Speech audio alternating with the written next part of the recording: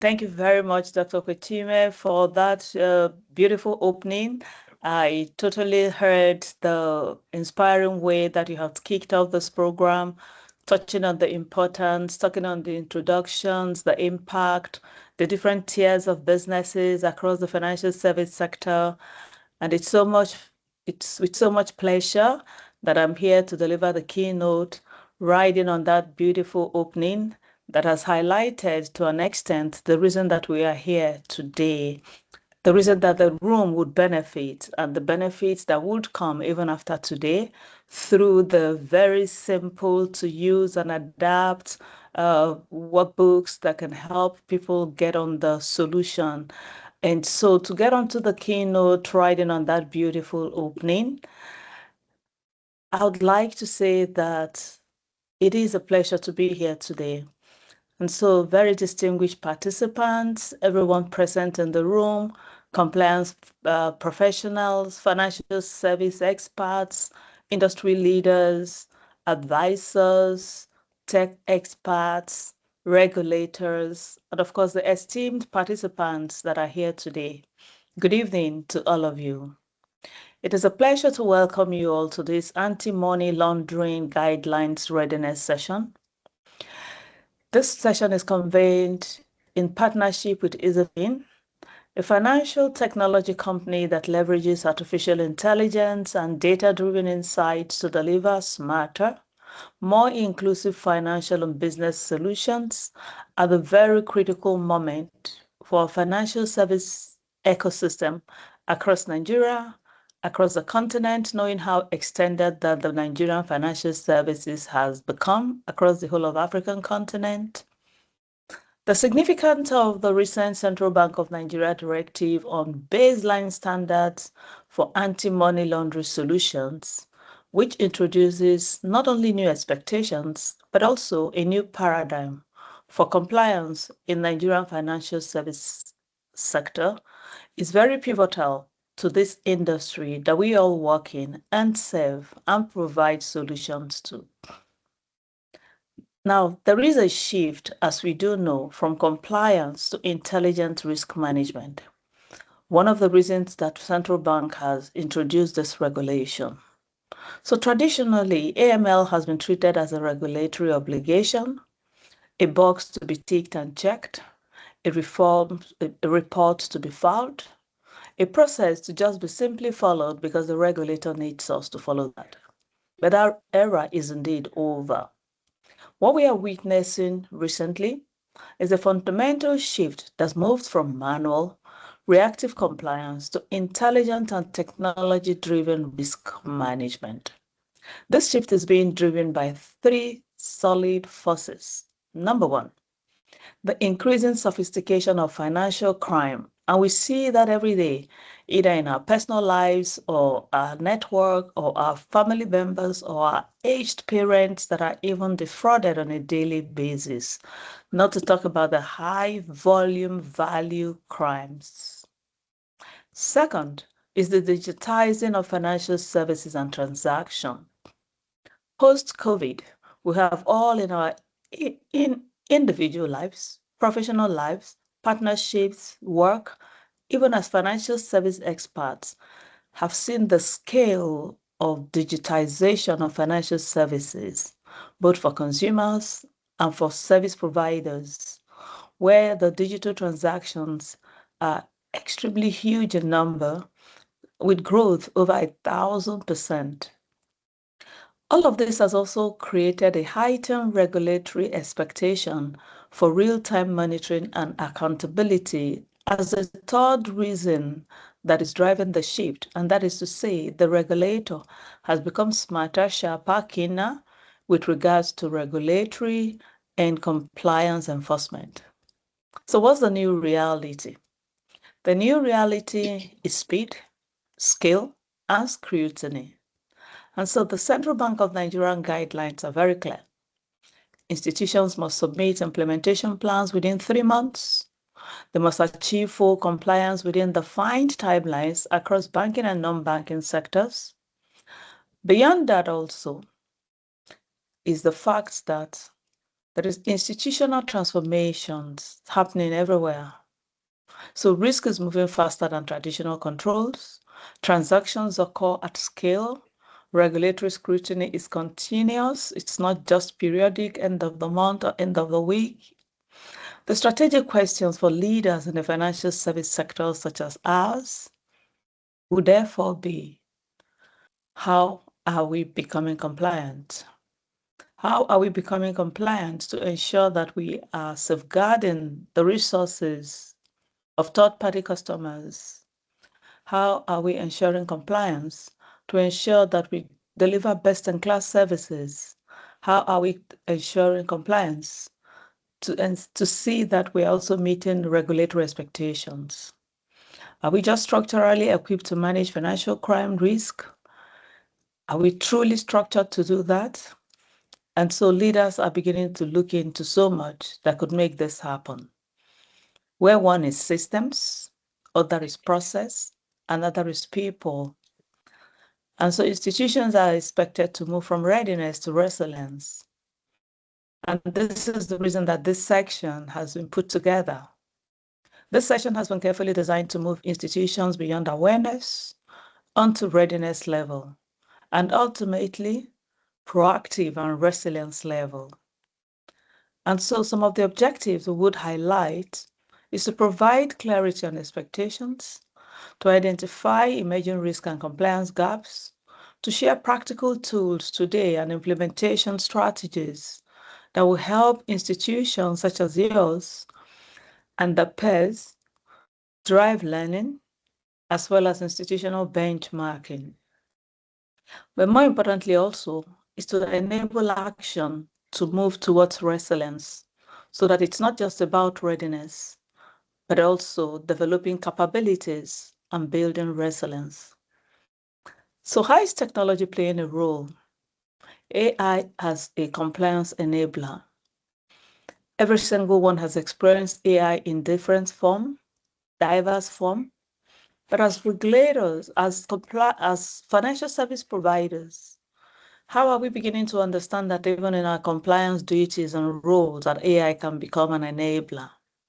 So the future of AML compliance will be defined by, number one, artificial intelligence, leveraging technology, data analytics, and automation. And so all of this three-pronged approach will combine leveraging technology to bring enhancement to the process, to also build structures and infrastructures that would help to strengthen the structures we've spoken about, the processes, of course, the people as well. And so this is why the partnerships such as we're witnessing today, such as the collaboration between FITC and ISAFIN, are so critical in bringing together technology capability, institutional expertise, and regulatory intervention to see that indeed there is the opportunity to deliver scalable, intelligent compliance solutions. And so what becomes the leadership responsibility? I would like to emphasize this. AML compliance is no longer a back office function. It is a boardroom priority. For us at FITC, over 50% of our governance programs for the board director level is around compliance, risks, risk management. And that's because of the fact that it is the biggest threat that can bring down institutions. And so risks and compliance have become extremely board level discussions. And so we're not in this room just for the people in this room, but we're also in this room to learn so that board can be ready and have the confidence that the people, like all of us practitioners and professionals, are well equipped to represent them in terms of decisions and actions that are required.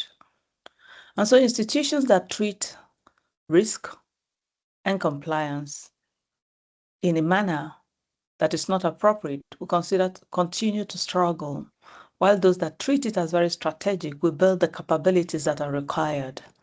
The reason that we have set up this program so that we can be able to build that deepened capabilities for the financial service sector, and not just for the reasons of meeting regulatory mandate, but also because that is what we owe the customers, the industries that we serve, the people, the partners that we serve.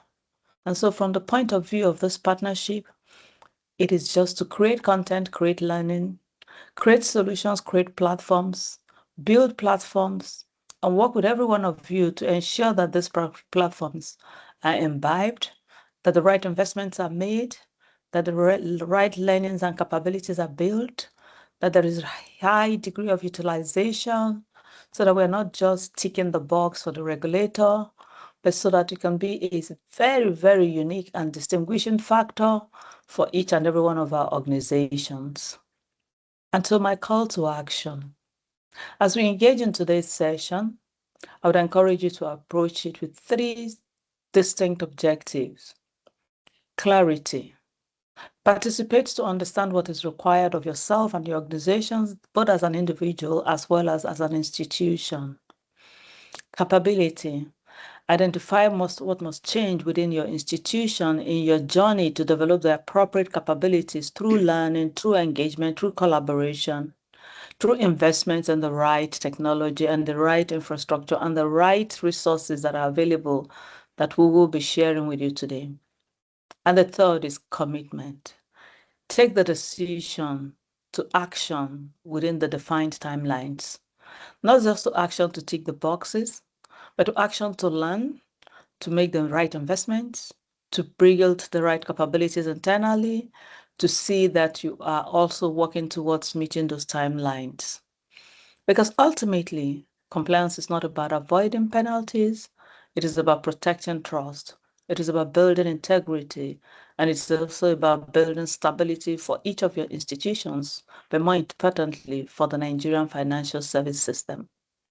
The ecosystem needs to be strong, the ecosystem needs to be solid, and the ecosystem requires stability.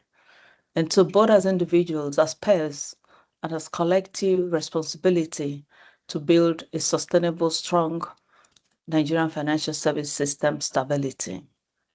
In conclusion, at FITC, our commitment remains very clear to support institutions such as yours, not just in meeting regulatory expectations, but also in building resilient, future-ready, and intelligence-driven compliance framework. And not just in the area of compliance, but the area of every single pillar that keeps the institutions within the financial service sector strong and stable. And it is on this note that we are partnering with Isofin to bring such cutting-edge innovative solution at this time, just so that the industry, particularly yourself today in this room and the institutions that you represent, are well equipped for the journey ahead.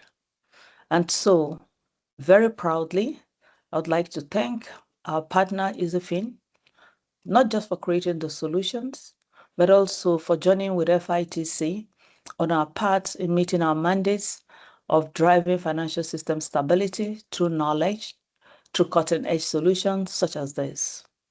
And so as I close, very distinguished panelists, I welcome you all to today's session, many who are my personal friends, many who are professional colleagues, many with whom we have journeyed on this path of bringing innovative solutions, knowledge, awareness to diverse platforms and programs. It's a pleasure to see all of you here today again. You were painstakingly selected to be a part of the knowledge providers today, not just as great panelists, but as distinguished professionals. And also to the participants for being a part of this very important conversation. It is indeed a privilege to be the first to know and first to have access. Very importantly also to all the people powering this program, both in the past, today, and in the future. And that is the team at Isofin and FITC. We commend your laudable work and efforts in bringing this to reality. On this note, I wish to also say to everyone to please bring the best of you to make this a highly engaging and impactful session. Questions, share your thoughts. Every single person in this room know so much to share interactive and engage the best of you. On this note, I would say, therefore, have a wonderful rest of the session. Enjoy the rest of it. And please ensure always to work with us, go together to grow together. One more time, I'm Dr. Chizor Malize, the Managing Director of FITC, and I'm very delighted to be joining you virtually, leveraging technology again. I will be at the background, and I will be highly part of this today. Thank you, thank you, thank you.